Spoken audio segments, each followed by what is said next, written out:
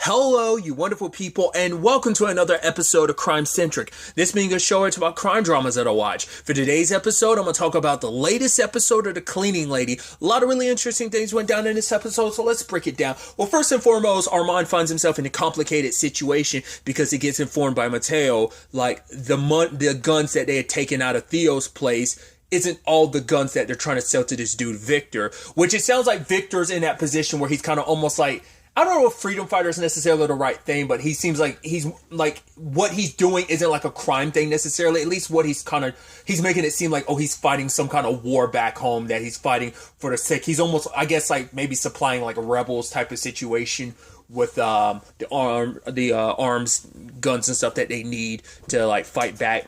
It seems like that's kind of what that's indicating, but it sucks that in the process, like Victor believed, he thought like Armand was trying to screw Armand, like guns were like drawn, and he was like, no, everything's good, we don't have to do this, and shots got fired, and Mateo took a bullet for him. Even though I was shocked by that, because I was like, oh, I wasn't expecting him to die. I thought he's like, no, I thought that was like going to be like Armand's like go-to right-hand guy. You know, I guess it's like Carlos and Mateo, so I guess Carlos is going to continue filling that void a little bit, but I just was surprised as no Mateo died like that.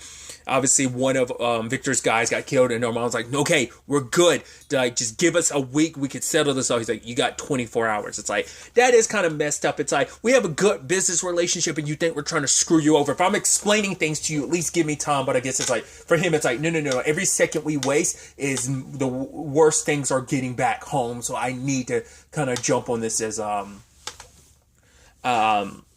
as quickly as possible. So it's still just kind of sucky that things turn this way, and immediately gets Thony to kind of clean up the scene, which Thony had her own experience today. Obviously, she's running out of the antiviral she needs for Luca, and the guy she's trying to contact bails on her. I'm assuming it's not through legal means that she's getting it. It's because she's calling one specific guy. So he must have either got busted, closed up shop, and moved on, because the fact is Thony was calling throughout the episode, even to a point later on it's like, oh yeah, this person can't be reached, his phone is no longer like available or something like that. So he probably like shut down shop and moved on type of thing, disappeared, because of maybe the wrong type of crowd was sniffing around, like he doesn't want to draw too much attention. But so Thony finds herself in that position. Then on top of that, Garrett, which the moment he presented himself to her, I'm like, you're a piece of crap. I was like, is that actually your kid? I was like, I don't see you, Ren. Because at first, like, I was wondering if that was going to end up being like his partner, Renee. I thought that was going to be like her kid or something. But it's like, no, it turns out it's actually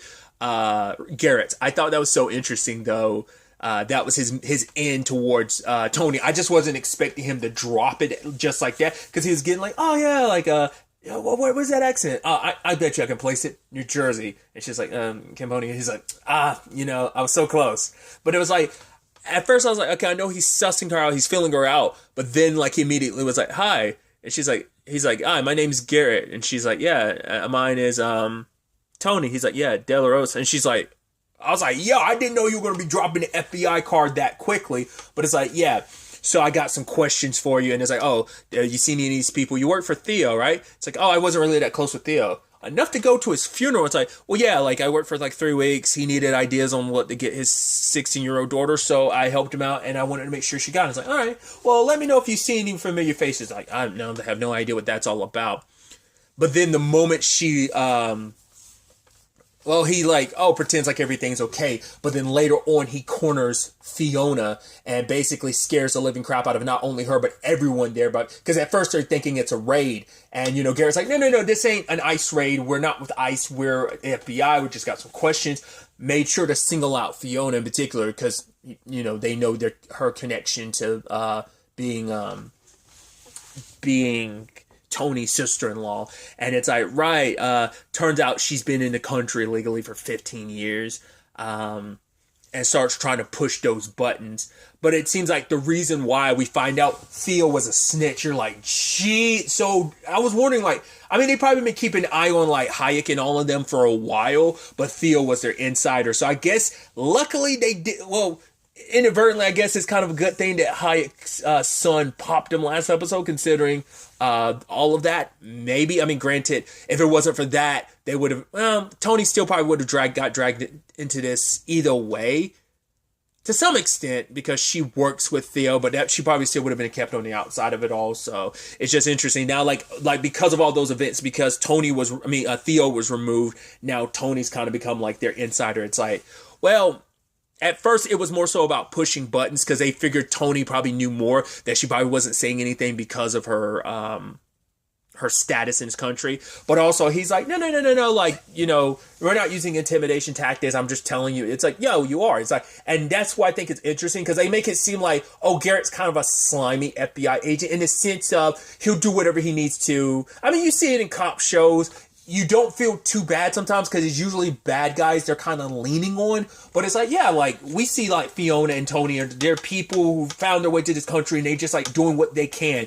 Tony's here specifically for her son to get the treatment he needs, even to the point she has to work as a cleaning lady because she can't be a doctor here. But it's something, it's work.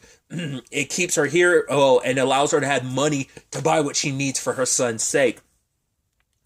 But also, Fiona stresses about the fact is that it turns out Chris, her oldest, wasn't born here in the U.S. And it seems like he, as well as Thony, were under the impression he was.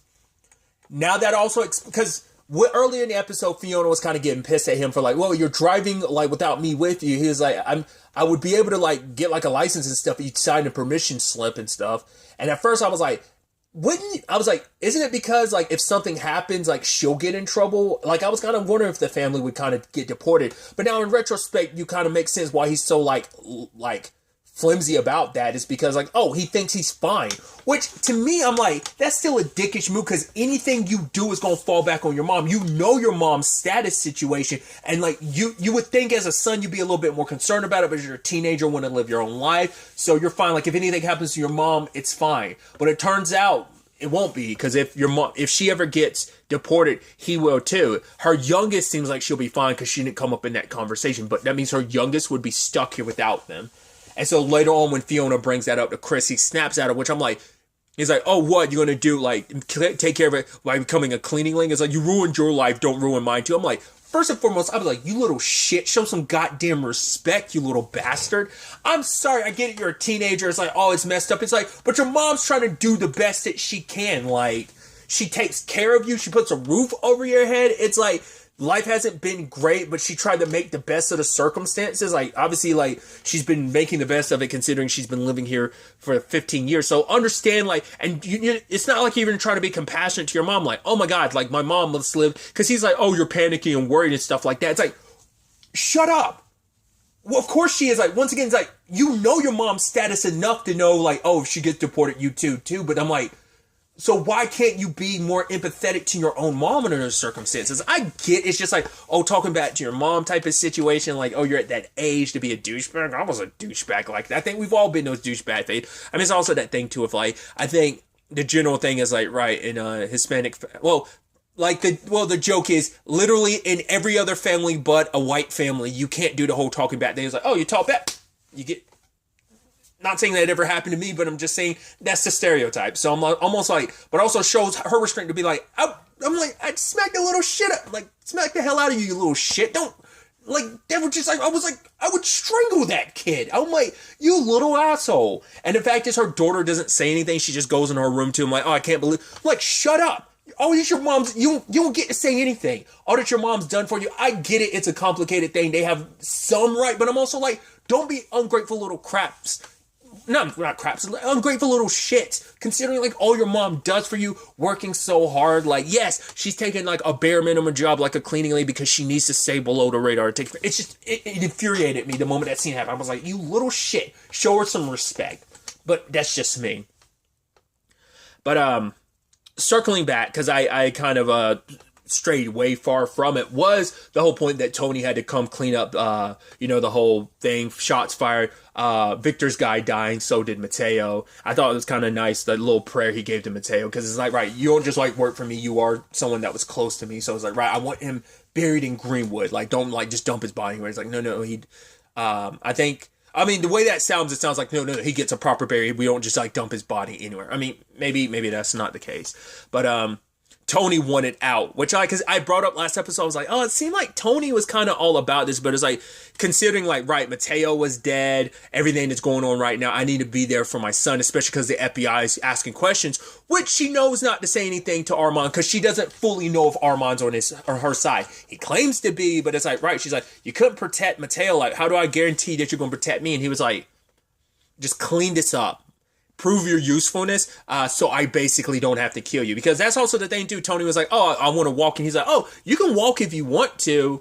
But, but even I was like, no, you can't walk at this point. You've seen too much. You've seen what happened with Theo, especially that it was Hayek. If it was someone else, Hayek probably wouldn't be as adamant because it's his own son that pulled the trigger. So she could be potentially sending his son to jail. So that's why Hayek is got such a, why he's taking this one so personal and so hard. But that's why I'm like, I don't think from the very beginning, you were never going to be able to walk away from this. Even though later on it's like, oh, once you're in, you're in. It's like, no. You are already in. The moment you walked away, they were never going to leave you alone. Like, you have to die at that point in time. It's like, oh, if you're not with us and you're trying to leave, it's like, you know too much, you got to die. So I don't think there was any getting out for Thony anyway. I think Armand tries to paint it like she did have a choice, so that she feels like she can choose it willingly, but it's like, no, I don't think but maybe the justification is, nah, we would have let you go, I would have protected you, but it's like, considering how everything played out later on when, like, Hayek was like, yo, drag her here, she needs to be taken care of, because this, once again, in his mind,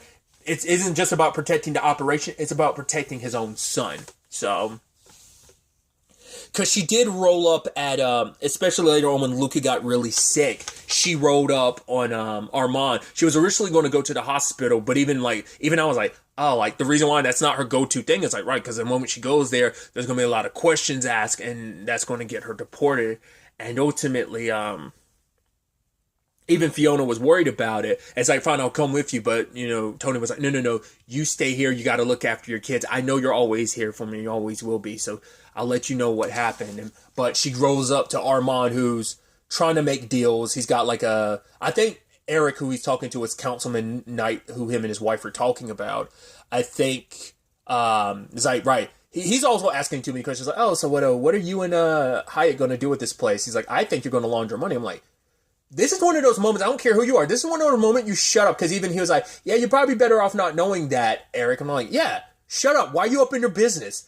Being, too much in their business, I'm like, are you also, like, an insider? Like, are you, and I was like, no, it can't be. I was insider in the sense of, like, could you be, like, a CI, but I'm like, no, you can't be a CI, because Garrett was making a whole point that Theo was their only insider, without it, their whole case is kind of basically shot. So at first I was like, huh. So why? I mean, I guess just it's like, oh, I'm just curious of who I'm getting in bed with, what you guys have a plan for, because they plan on buying the hotel and the casino, and they're planning to use it to launder money. I wonder if there are other avenues for it. I think they talk about it a little bit later on about maybe it being serving that purpose, but beyond that, I'm sure maybe laundering money is all there is to it, or maybe there's more to it, but luckily, Armand does care enough about Thony so that when she showed up with her son, he could have easily been like, yo, get out of here and stuff like that. But it's like, no, like, you asking for help, you coming here, your son's dying, I'm going to help you out. Sadly, Garrett catches them together and takes pictures. But luckily, the reason why Armand's willing to help out, even Colin and Dr. Soroyan, is because it turns out he's been in a similar situation. His father, was having heart failure, and Hayek paid for it. Now, it's like, oh, so that's why you started working for him, because you felt you owed him. It's like, no, actually, I was 15 at the time. My family wanted me to have nothing to do with Hayek, but he ended up working for him anyway. It's like, and it's because things were pretty rough in Mexico. And so for him, he wanted a way to protect his family. So he decided, like, right, I'm a man up and I'm a work for Hayek, even though because it turns out his dad was like Hayek's gardener back in the day.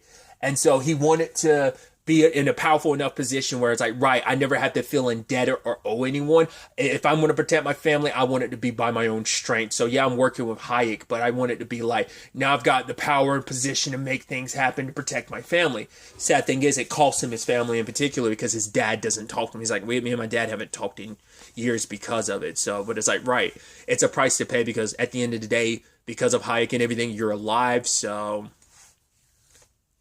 he's trying to make his own way, but I think it is still a part of him being indebted to Hayek. So once again, trying to show you, the price to pay for all of this. Once again, like Tony, once again, is still at this point, is still kind of in and out. Once again, she's getting grilled by the FBI. Which, speaking of Garrett, Renee does hint to, like, he has had some indiscretions come up, and I'm like, is that some, like, Ray Abruzzo, if you've seen Hightown, indiscretions? Or is it seems like it's, because it's like, right, you can't be with a woman alone and, bring someone else with you at the time, in particular, like a female officer, so that doesn't turn into that weird, complicated, well, not even weird and complicated, but like that doesn't turn into like because that changes the power dynamic if you're a man alone with a woman, because it'd be like, because you also have the authority, so like she won't be able to really say no to you, so you need a female officer there to balance that out, to make sure everything's above board, that the guy isn't being gross with his power tripping. But it seems like it might not be like nasty like that when it comes to Gary. It seems more like it's a he's breaking the like going gray area, like he's breaking laws and stuff like that. He's not as like, he's kind of a little bit of a cowboy when it comes to following some of the rules. It seems like that's what Renee was kind of insinuating.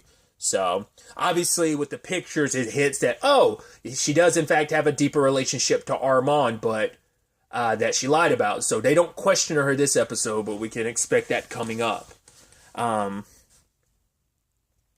But yeah, like Hayek had her summoned so that he could pop her. But luckily, she was like, right, I didn't see anything then, but I did see something yesterday when I was cleaning up. Because it was interesting, because our mom was like, yeah, no one's going to bother you. We said that this place is being fumigated or whatever. Like, there was a gas leak, so, like, you're good. But then, like, while she's cleaning up, some random guy there was like, what the fuck are you doing here? Who the hell are you? And he says, oh, right, yeah, I thought they'd clear this place out. And now it makes sense about their missing merchandise. It was that guy. And so Armand came over to him and beat the ever-living crap out of him. He was like, yeah, you don't steal from us. Because even then, he even pulled a gun on Armand. Armand's like, oh, you're gonna shoot me? He's like, I've never stolen from you before. I'm like, but why did you do it now? Because even Armand's like, do we not pay you enough? So that's why I was like, did someone else reach out to you to do that? Or was it like, I guess he thought like, oh, I stole this one time, like no one's going to notice. It's like, that was stupid. That was really, really stupid of you, Jimmy. You don't steal from a cartel, from a gang. You don't. You don't even steal $1 because it's the principle of the matter of like, oh, you stole from us? Doesn't matter if it's $1. Doesn't mean if it's something we could easily replenish. Now, granted, these are guns. It's a different story. You're doubly fucked because of that. But then, like, even if it was like, oh, we're going to take $1,000, it's like,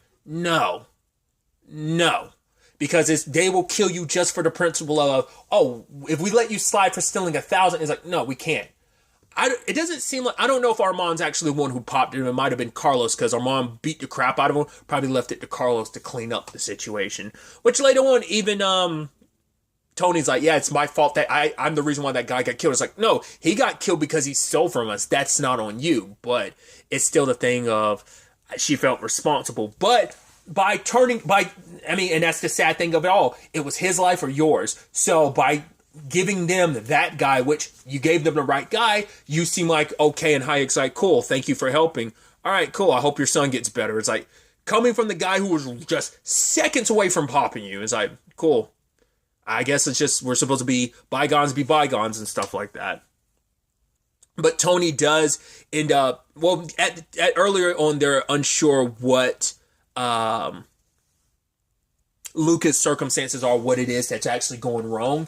She's able to actually diagnose it, and she let Soroya know, but he's like, we can't act, because if we do something wrong, like, because he's going into like liver failure and everything, is like, we can make it worse. And she's like, if we do nothing, he will die, because he's already slipping away now. So luckily her diagnosis turned out right, and she's like, thank you, Dr. Soroya. He's like, no, thank you, doctor. So I was also wondering, like, if they're going to set that up, because that was also part of, like, Hayek's problem. It's like, no. Soroyan's ours to call in. You don't call him in for some other random, that's what made Hayek take notice of all of this, because he didn't know that Armand probably kept it hush-hush about Armand.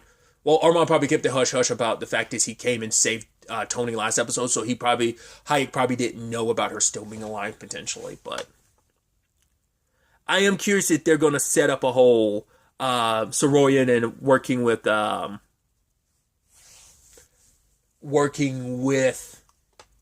Thony in the future. Granted, he is, at first I was like, it would be a redundant thing. Well, she's a cleaner, but she's also a doctor, so she has twofold. And I was wondering, like, oh, would they end up getting rid of Soroyan because of it? It's like, no, because she legally can't work as a doctor here. I mean, granted, you need a doctor off the books anyway, but also you need someone legitimate that you can, like, cover your tracks if need be, so they still need him. But if time comes and situations call for it, obviously Thony can step up, and she will, not only as a cleaner, but as a doctor, too, so... But luckily, everything worked out. Luca was able to get the treatment he needed, and so he's okay. But it was a little too close for comfort because his that stem cell treatment thing doesn't happen until next week. So they needed to buy some time until then. So this bought them some time. So. Granted, at the end, we did see, like, Fiona kind of, like, scared about what could have happened to Luca, and we see Chris nearby walking in, because I think he felt bad, which I hope you do feel bad for what you said to your mom and the way you were acting, you little shit. I'm sorry, I can't help it. It's just like, that, in the words of Peter Griffin, really grinds my gears.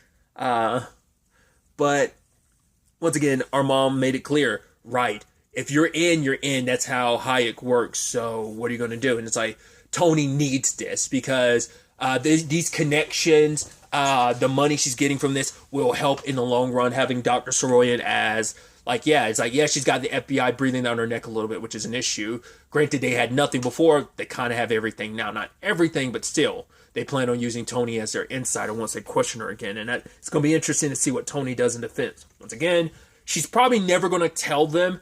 I mean, granted, especially now that Hayek, like, once again, she had a reservation because she didn't know Armand really had her back, so she definitely wasn't going to tell him anything, because telling him that was more likely to get her killed. That's why she tried to back out earlier. But now it's like, cool, Hayek is all about trusting you now. He appreciates your loyalty. Armand stuck his neck out for you. He's like, no. They find out a hit of the FBI sniffing around me. I'm as good as dead, so it's like, no. So what she's going to do is she's going to be able to, like, balance both worlds, because she's going to get caught in the middle of it, and she's going to have to choose Armand and them or the FBI. So Armand and them kind of give her a chance. Maybe what the FBI team would do is like, no, we'll get you asylum here, we'll get you a green card and everything, so you can stay here. That way you'll be able to legitimately help your son. So they probably make promises like that. Now, whether they can keep it or not, that's going to be a whole thing. But they're going to do whatever they can to incentivize her. Because they're under the impression, like, oh, like, is she sleeping with Armand or whatever? It's like, yeah, whatever, because they look pretty cozy. But it's definitely going to be interesting to see where the next episode ends up taking us going forward with all of this. Because really quickly, before I end this too, I'm still curious about the father situation. I'm like, what's that about? Like, he's not here. Like, I don't know what that's about. Because at first I was almost like, you don't think that, I don't know. At first I was like, no, because they had a conversation last episode. Because at first I was about to say, like, you don't think that's actually recording his dad's actually dead, but they're keeping him alive for Luca's sake, because it's like, right, you're a 5-year-old. But I was like, no, that seemed the case, because like him and Thony actually talked last episode, so I don't know. I'm curious to find out what that is and whether that turns into anything or not, or is he just always going to say a background thing?